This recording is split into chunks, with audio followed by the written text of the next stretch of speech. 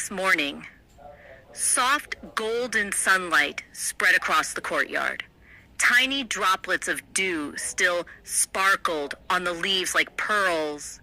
As usual, Shreya woke up early and began watering the flowers and plants that her grandmother had lovingly planted over the years. She carefully removed dried leaves, loosened the soil in the pots, and cleaned the small garden. These plants were special to her because they carried her grandmother's love and care. Just then, there was a knock at the main gate. "Is anyone home?" Shreya wiped her hands and replied, "Yes, I'm coming." She walked toward the gate and opened it. Standing outside was a tall, fair-skinned, handsome foreigner. He looked exhausted from traveling, but there was excitement in his eyes. Shreya looked at him for a moment and asked politely, "May I know who you are?" The young man smiled and extended his hand. "Hello, I'm Jack. Does Abhi live here?"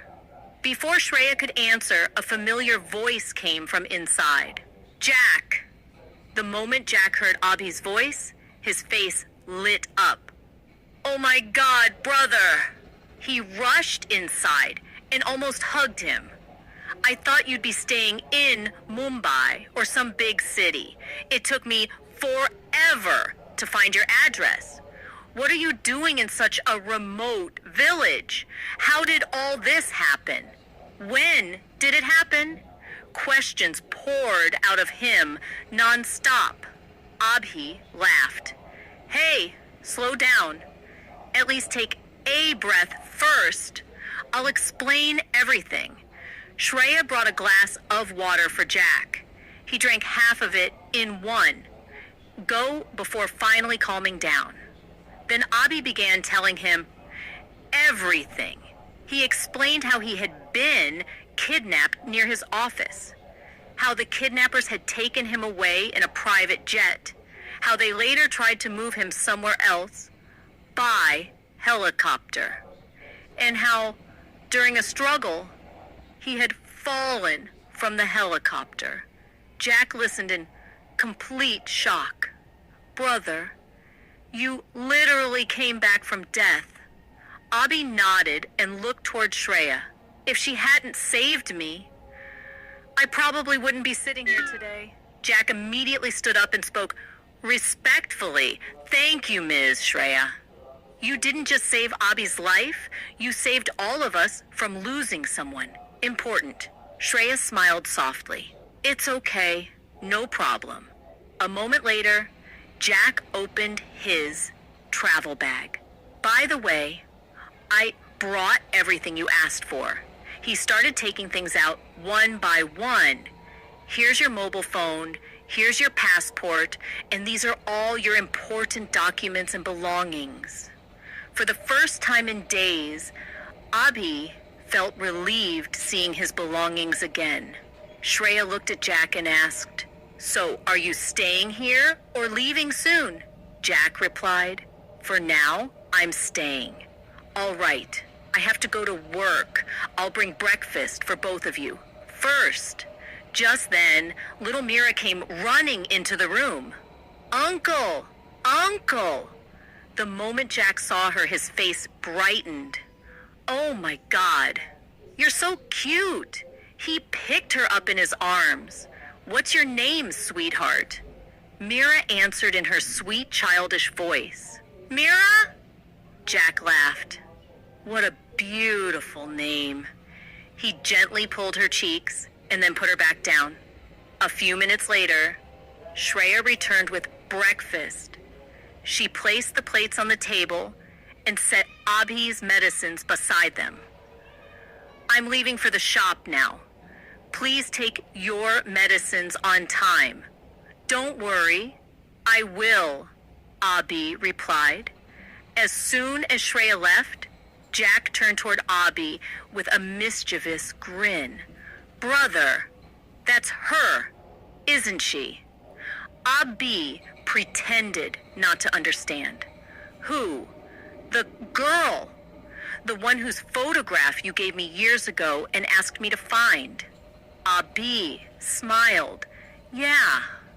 The first time I saw her, I was shocked too. Jack stared at him.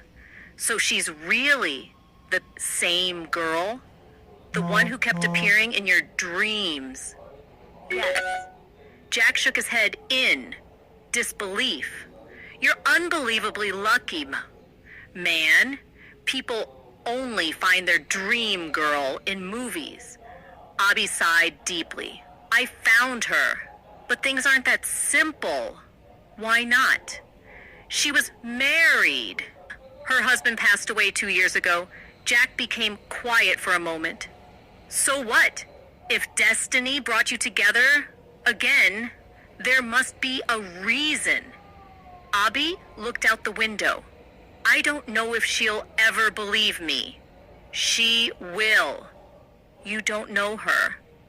She's extremely strict. She barely talks normally. Jack burst into laughter. So she's an angel on the outside and a storm on the inside? Exactly. Then get ready, brother. Your future wife is going to rule your life. Abhi threw a pillow at him. Shut up. Both friends laughed. After a while, Jack became serious.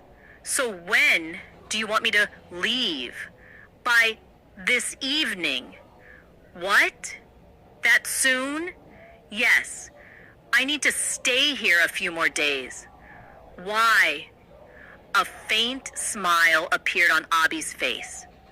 Until I convince your future sister-in-law and tell her the truth, I'm not leaving. Jack dramatically raised both hands. Wow. So this is friendship? Your work is done. And now you're kicking me out? Stop acting. I'm serious. The moment you found your dream girl, you forgot your best friend. It's not like that. Then what is it? For a few moments, Abhi remained silent. Then he spoke softly. Jack, for the first time in my life, I'm serious about someone. Jack looked carefully at his face. At that moment, he realized Abhi wasn't joking. This wasn't just attraction anymore. It was something much deeper. A few moments later, Jack asked another question. What about Angela? The smile immediately disappeared from Abhi's face. That's the biggest problem. How are you going to handle her? Abhi stared out the window. I don't know yet, but I can't keep hiding the truth forever. Silence filled the room.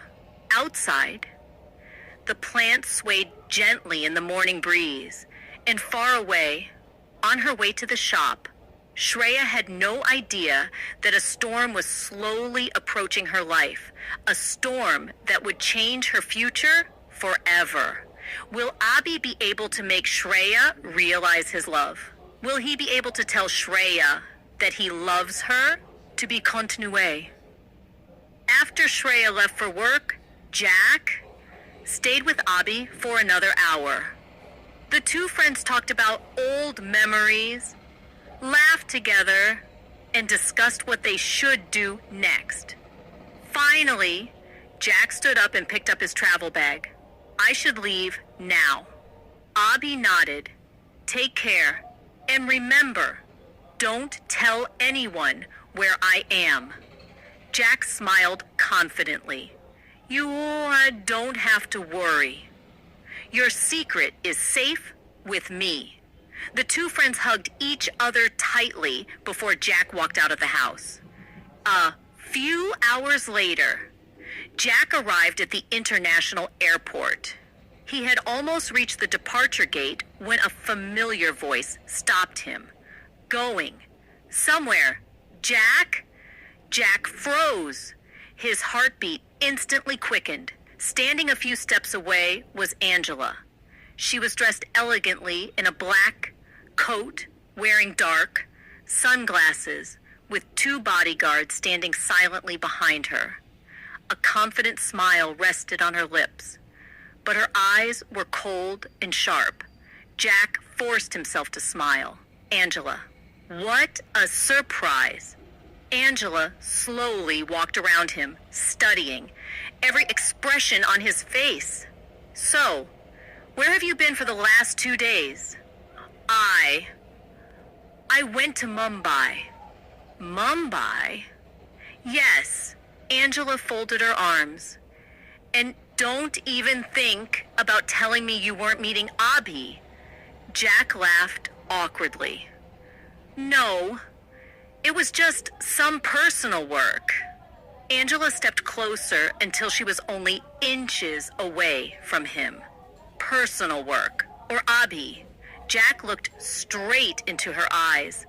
I don't even know where Abhi is. Angela kept staring at him, trying to read his face. Jack slowly took out his airline ticket. See, my flight was only to Mumbai. Angela looked at the ticket carefully. Everything seemed genuine. Still, something didn't feel right. She knew Jack better than almost anyone. If Abhi was alive, Jack would definitely know something. She lowered her voice. You know what happens if you hide anything related to Abhi from me? Jack swallowed nervously, but kept his expression calm. I've told you everything I know. For a few seconds, neither of them spoke.